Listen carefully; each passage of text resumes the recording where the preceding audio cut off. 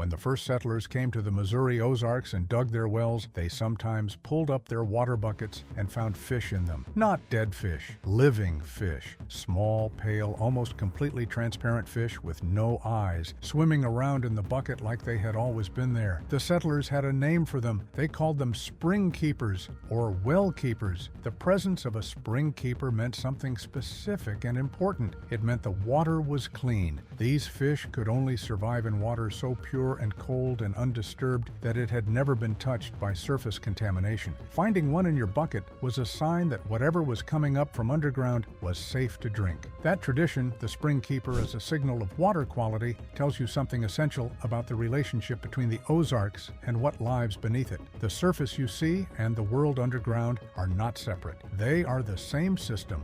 What flows through one flows through the other.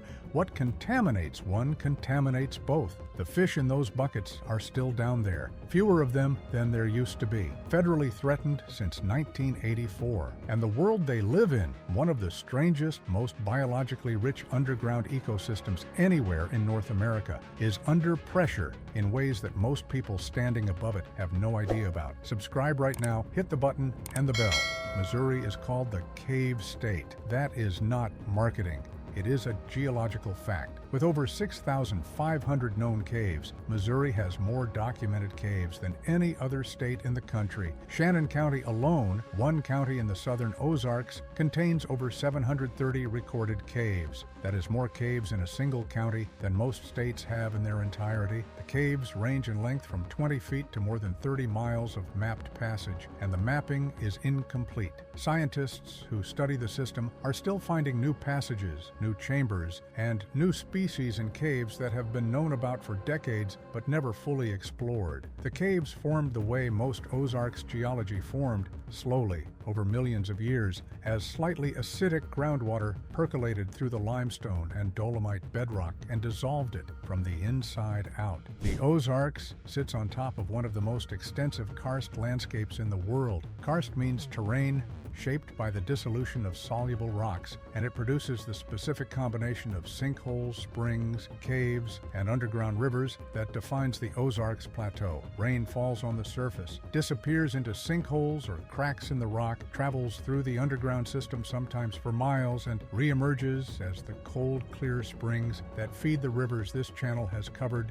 extensively. The springs are exits. The caves are the corridors in between. Missouri's caves host over 1,100 known species. That includes mammals, birds, fish, amphibians, and more invertebrates than have been fully cataloged. In the deepest, darkest zones of the cave systems, the places where no light has ever reached, where the temperature never changes, where the only food comes from whatever organic material washes in from the surface or falls from the bats roosting above, live the creatures that have adapted over thousands of generations to complete permanent darkness. They lost their eyes because eyes require energy, and there is nothing to see. They lost their pigmentation because pigmentation serves no purpose without light. They became over time white or transparent or pale pink, moving through underground water by sensing vibrations and chemical traces rather than sight. Hit the like button. It tells the algorithm this story matters. The Ozark cavefish is the species most people have not heard of that has the most right to exist. It is 2 inches long, blind, pinkish white, pale enough that if you look carefully you can see its internal organs through its skin. It has sensory organs running along its head and body, tiny projections that detect the movement of water, the presence of other organisms, the disturbance that comes from something nearby. It has been living in these caves for longer than any human has been alive. It eats whatever arrives in the darkness: bacteria, microscopic crustaceans, larval salamanders, bat guano. When food is particularly scarce, it will eat its own young.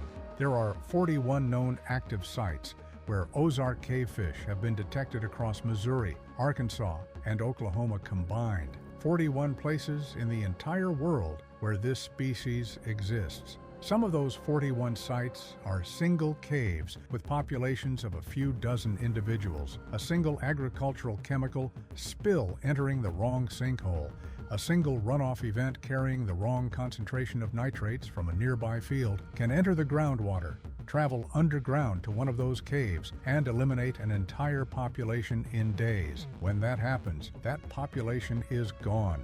There is no reservoir elsewhere. There is no backup colony. The species gets smaller by one more address. Missouri's caves also hold the Salem cave crayfish, found exclusively in a few east-central Ozarks caves and nowhere else on the planet. The Tumbling Creek cave snail, found in exactly one cave system in Taney County and nowhere else on the planet. The grotto sculpin, a pale, blind cavefish that exists in only a handful of caves in Carter County. Scientists working in the Ozarks have discovered more than 20 species completely new to science in these cave systems in recent decades. They are still finding new ones, and at least 60 species in the broader Ozark karst system exist nowhere else on Earth. The caves have not always been purely scientific territory. They have a human history that most Missouri visitors never hear. During the Civil War, both Union and Confederate forces occupied Ozarks caves and mined them for saltpeter, potassium nitrate, a critical component of gunpowder. The cave's constant temperature and moisture created ideal conditions for the microbial processes that produce saltpeter in bat guano deposits. Soldiers scraped cave floors and processed the material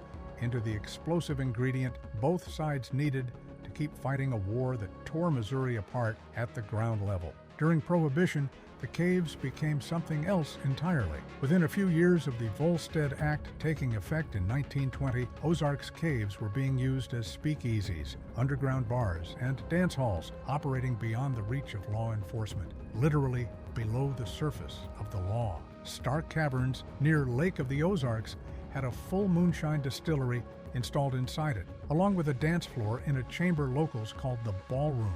Other caves across the Ozarks hosted drinking, gambling, and the particular kind of revelry that comes from being somewhere the authorities are not looking. The same properties that made caves ideal for scientists, constant temperature, natural insulation, remoteness, made them ideal for people who needed privacy. Merrimack Caverns near Sullivan became famous in a different way.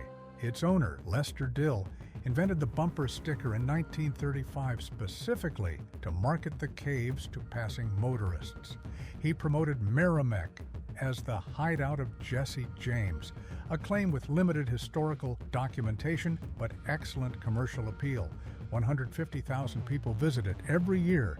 Here is where the underground story connects to everything this channel has been covering on the surface. The Ozark cave system and the Ozark aquifer are not separate things. They are the same thing at different scales. The water that flows through the caves is the water that emerges as springs. The springs feed the rivers and the aquifer together supply the drinking water for millions of people across the region. The karst system that created the caves is the same system that makes the Ozarks water exceptional, and the same system that makes it exceptionally vulnerable. Because karst terrain is porous and fractured, it does not filter surface contamination the way other geological formations do. Water that enters a sinkhole in a field that has been over-fertilized with nitrates reaches the cave system quickly, and with those nitrates largely intact. Researchers from the Arkansas Department of Pollution Control have detected nitrate and ammonia levels in regional cave water that are considered probably toxic to the cavefish. Toxic levels of nickel from urban waste have been found in at least one Missouri cave system. Agricultural runoff, septic system failures, chemical spills, all of them can enter the underground world through sinkholes that most surface landowners do not think twice about. The bats make this more complicated 7 spec. Highest of bats depend on Missouri caves. The gray bat, which roosts in massive colonies of tens of thousands in specific Ozarks caves, produces the guano that is the primary food source for the cavefish and dozens of other cave species. Remove the bats, and you do not just lose the bats, you collapse the food supply for the entire underground ecosystem below them. White nose syndrome arrived in Missouri in 2010. The fungus, Pseudogymnoascus destructans, came from Eurasia and spread across the American cave system with a speed that stunned researchers who tracked it. It kills hibernating bats by growing on their skin and waking them up during hibernation, causing them to burn energy reserves they cannot replace until spring. In some caves in the northeastern United States, white nose syndrome killed 80 to 100% of the hibernating bat population. The tricolored bat, once common across Missouri, has declined rapidly since the fungus arrived. The Ozark big-eared bat, a federally endangered species with 1-inch ears adapted to hunting moths in darkness, has not been officially documented in Missouri at all since the 1970s. Most Missouri caves on Conservation Department land have been closed to public access since 2010 specifically to reduce the risk of spreading the fungus on clothing and equipment. That closure means the caves are being protected in one direction while remaining under pressure from another. The surface contamination entering through sinkholes, the groundwater drawdown from development and agriculture, the land above them changing hands to buyers who have no knowledge of and no legal obligation to what exists in the darkness below their property line. The spring keepers, the blind fish in the settlers' water buckets, were a signal system. Their presence meant something was right with the water. Their absence means something has gone wrong.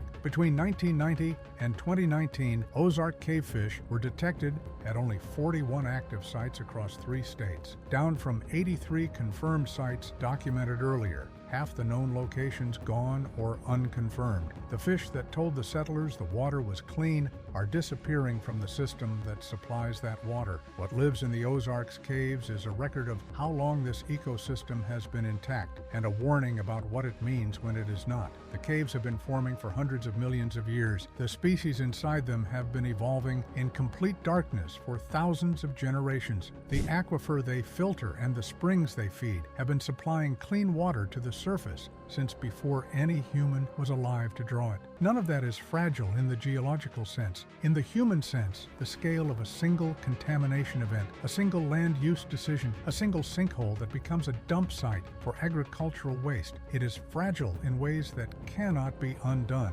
Subscribe if you haven't. Hit the bell. Drop a comment. Have you seen a cavefish? Have you been into one of these systems? Because most Missourians live their whole lives above something they have never seen and never thought to protect. Thank you for watching. The truth doesn't shout. It waits for you to look closer.